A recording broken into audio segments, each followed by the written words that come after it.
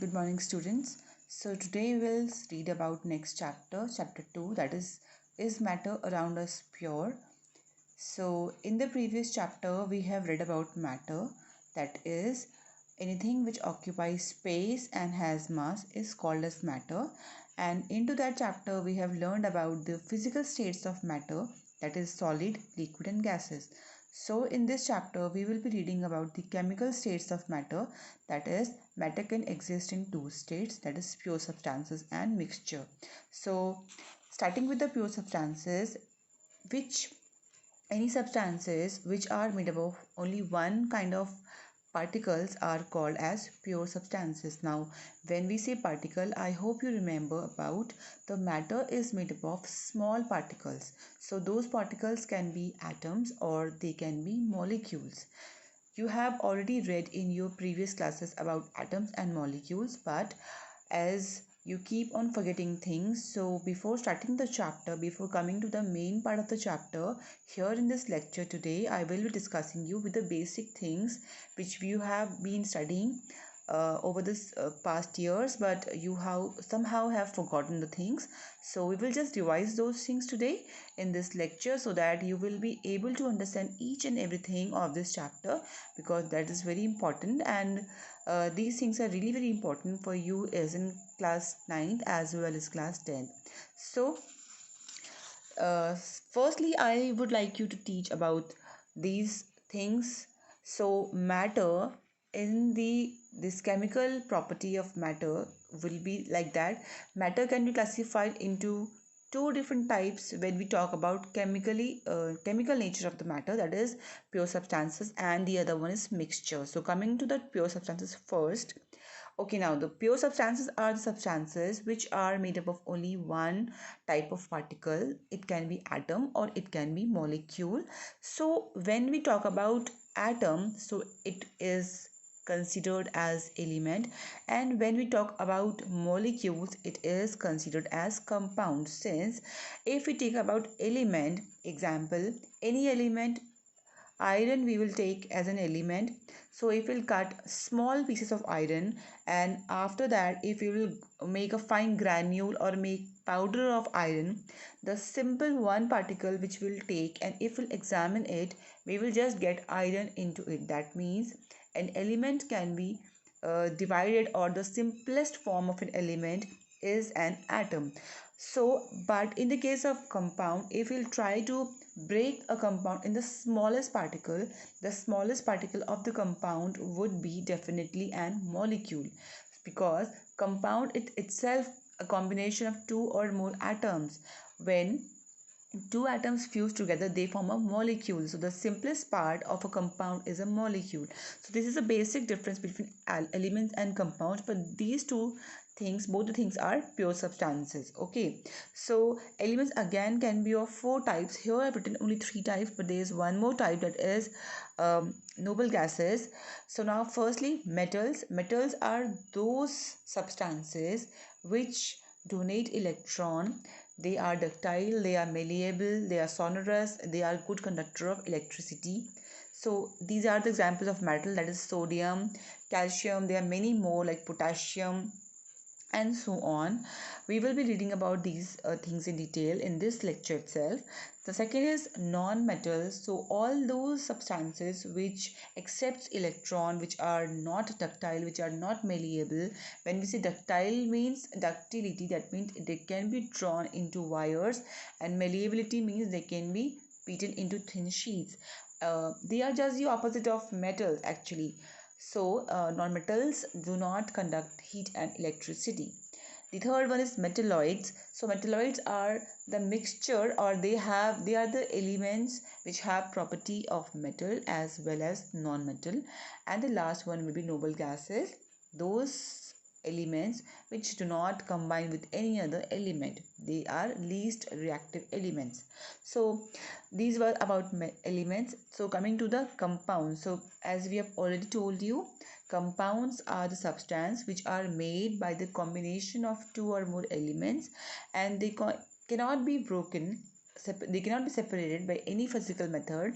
If we have to break them, we have to undergo them to some chemical process like electricity and all. But in the case of elements, if we want to break them, we cannot break them even by passing electric current or by any chemical process.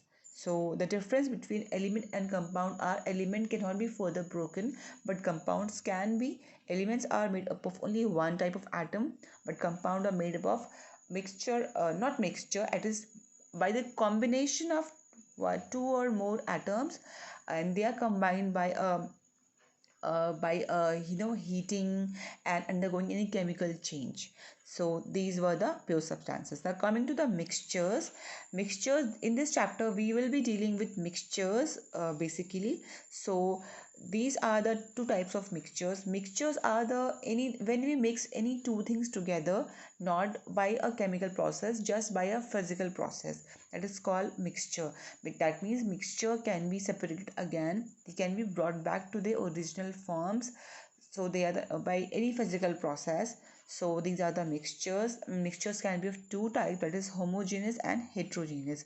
Homogeneous mixtures are those mixtures in which we mix two things together, but then we can separate them, or when we see through it we will not be able to distinguish between is that a mixture or a normal pure thing. As we will talk about air, so air is a mixture of gases. When we see around, we don't see anything, we don't feel anything, but air is present everywhere. So it is a mixture of gases. So it is a homogeneous mixture when a mixture is so clear that we are not able to identify that there is anything. Example, if we mix a tablespoon of salt in water, it will form a solution. So that solution is so clear that we will not be able to tell that whether it's an H2O compound or a mixture. So they are called as a homogeneous mixture. The other one is heterogeneous mixture. Heterogeneous mixture is again of two types. It can be colloids and they can be suspensions. Colloids are the substances in which the particles of solute, here I'm talking about solute because in the colloids we have to make a solution kind of a thing in which we will take water as solvent or any liquid as solvent and any solid part as a solute. So when we'll make solute into a solvent, we'll make a solution. So if the particles of the solute are bigger in size and do not dissolve properly, so we will see a solution as a colloid. So we will not call it solution. Solutions are basically true solutions which are a type of homogeneous mixture. But in the case of heterogeneous mixture, either it can be colloids or suspensions. About these colloid, suspension and true solutions, we will be reading ahead in the chapter in detailed version in the other lectures. But here I am going through the basics of the chapter, just an introduction of the chapter. So example of colloid can be milk, it can be ink, it can be blood. Okay, because the particles are very small that we will not be able to see from our normal eyes, but still they are there, we can see them under the microscope. Suspensions are the mixtures in which the particle size are quite big, we can easily see them by our eyes. So like sand and water, so that is a suspension. So now again, when we talk about element, that means we are saying that the elements are the substances which are made up of only one type of atom. So what are the atoms again? Atoms, again you have read this in your previous classes, but as I have said, I will be taking you as in this video lecture as in revision.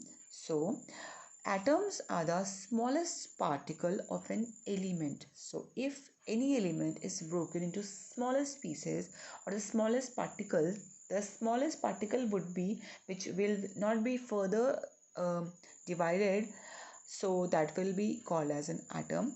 And atom is the smallest particle which takes part in a chemical reaction. So that is an atom. Example, any sodium atom or any oxygen atom or any hydrogen atom, so they are the atoms. Now after the atoms we will read about molecules. So what are the molecules? Molecules are just the things when we combine two or more atoms, they form a molecule.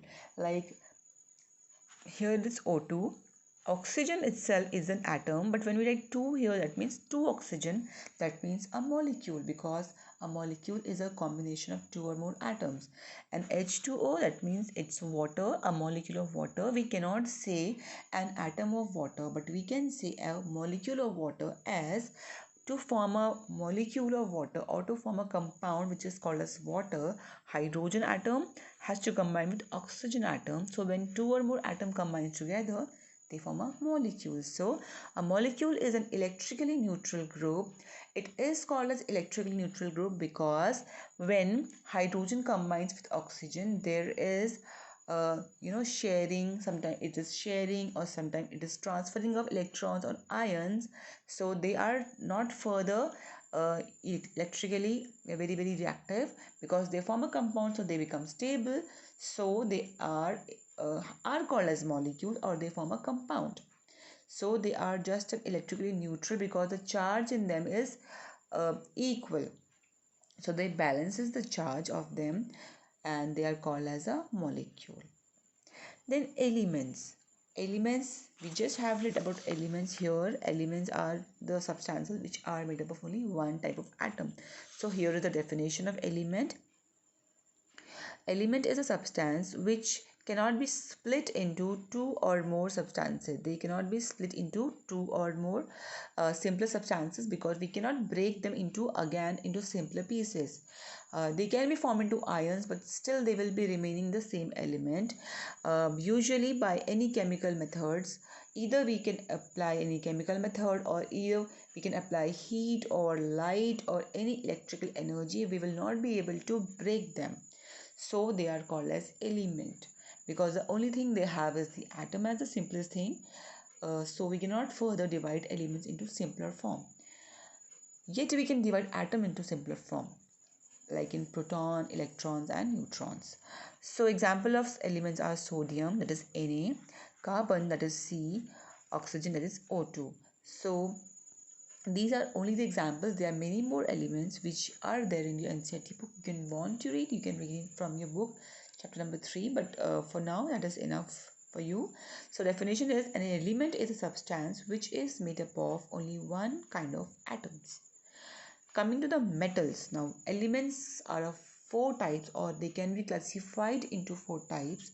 That is metal, non-metal, metalloids and noble gases. Firstly, we'll read about metal. A metal is an element which donates the electron, which is malleable, ductile and conducts electricity. So the elements which donates the electron are called as metal. Metal are malleable, metal are ductile, metals are sonorous, metals are shiny, they are lustrous. There are many more qualities of metals, and they conduct electricity, the most important property of the metal. Example, iron, copper and zinc. Next is non-metal. Non-metals are those elements which accepts the electron, which they are neither malleable, they are not ductile, they do not conduct the electricity. They are just the opposite of metal. So metal and non-metals are the opposites of themselves. Example, oxygen, hydrogen, carbon, sulfur are all metals. Non-metals, sorry, they are all non-metals. So next is metalloids. Metalloids are those elements which possess the properties of metals and non-metals. So they also have a name which is called as semi-metal. Okay, they are also called as semi-metals because they have properties of metal, and also they have properties of non-metal, like they will be lustrous, they will be conducting electricity. Sometimes they will be doing it, sometimes they will not be doing it. So they have property of both the things. Examples of metalloids are boron, B, silicon, Si. These are the symbols of these names of the element. Germanium, Ge, and arsenic also is there. The last from the element is noble gases.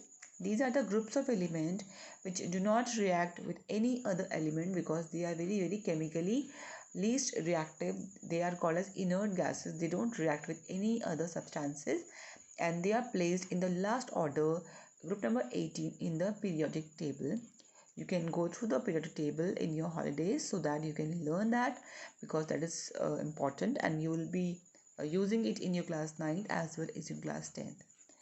Example of noble gases are helium, neon and argon, and there are many more gases, krypton and all. So just have to learn these three are enough for you. Now, since we have completed this about elements and compounds, these are the two types. In the beginning of the lecture I've told you that in the physical property of matter, the matter can be divided into three types, that is solid, liquid and gases. But coming to the chemical property of matter, it can be divided into two types, that is pure substances and mixtures. So pure substances are elements and compounds. Elements we have read: metals, non-metals, metalloids and noble gases. Compounds are the mixture of elements. So now we'll be reading about mixtures. There is a difference between mixture and compound, since mixture is also mixture of two different things and compound is also mixture of two different things. But compound is a pure substance whereas mixture is not. So the basic difference between a compound and mixture is that in compound there is a fixed proportion of the mixing of the when the two different elements are combined together. They are combined together, they are heated together, so a new product is formed, that is called as a compound. To form that compound, we always have to undergo the same amount of the ingredients, or we can say about the elements, which are in a fixed ratio. That is how when we will get the same compound. Example, we want to make water, then whenever the water is made, we need a definite proportion of hydrogen and a definite proportion of oxygen, then only the water will be made. Example, if we'll make sodium chloride, that is NaCl, so we will be taking a fixed portion of sodium and fixed portion of chlorine, to which they are required to form a new compound, that is called as NaCl. If any of the thing is not in a proportion, that compound will not be formed. Example, the formula of uh, carbon dioxide is CO2 and the formula of carbon monoxide is CO, like CO and CO2. There is a slight change, like one is CO2 and the other is CO, since in the CO there is only C and O, but the compound changes, the property changes, it's totally a different compound. In the case of mixture, example, if we'll mix salt and granules of iron together, it's just a physical mixture, no chemical process is done, we will not heat it. So if we'll run a bar magnet over that mixture, what will happen? All the iron granules will be stuck into the bar magnet, because the iron will not lose its property. But if we will heat something, then might be it will change its property, it will become a something other the compound. So that is a difference between mixture and compounds. So definition here it is: a mixture is a substance which consists of two or more elements or compounds not chemically combined together. They are not chemically combined. So definition are quite similar, but there is a vast difference, that they are not chemically combined, but here it is chemically combined. So example of mixture are mixture of gases, that is mixture of oxygen, nitrogen, CO2, argon and many other gases. So all together they form a mixture, or a salt solution. Example, we have to make a salt solution, we have to make a mixture. If we will mix 1 teaspoon of salt in a glass of water, it will also be called as a mixture. If we will dissolve 2 tablespoons of salt into water, it will also be called as a solution or a mixture. So they do not have any proportion, in any quantity we will take it, it will form a mixture. But here in the case of compound, we will have to take a definite portion of the things to make a compound, that is a substance made up of two or more elements chemically combined together. So the difference is chemically combined here in this case, but here in this case it's not chemically combined together. In the compound, it's chemically combined together in a fixed portion by mass. That is, to make water we need a fixed portion of hydrogen and fixed portion of oxygen by mass. To make sodium chloride, again we have to take a fixed portion of sodium and chlorine. So this about your introduction of the chapter. 2. So in the next lecture we'll be reading about the other things which are in the topic of the chapter. Till then, please try to solve the questions which I've given you. Go through your book. You can also read page number 25 of your chapter number 2. In that you can differentiate between mixtures and compounds. It's written in your book. And you can also go through your previous year's books, that is 8th class books. In that you have got that portion of difference between metals and non-metals, since you have read that in your previous classes. So I will not be giving you notes of those things because you already know about those things. Go through them so that this portion can be very you can count on this portion. Only when you will be knowing about this portion we can go ahead with the chapter. So till then, please try to do question and answers. Each and everyone, please do your work. We want more attendance. We want you to study in this period so that you can be track with your studies. Do your homework, stay safe and study hard. Thank you.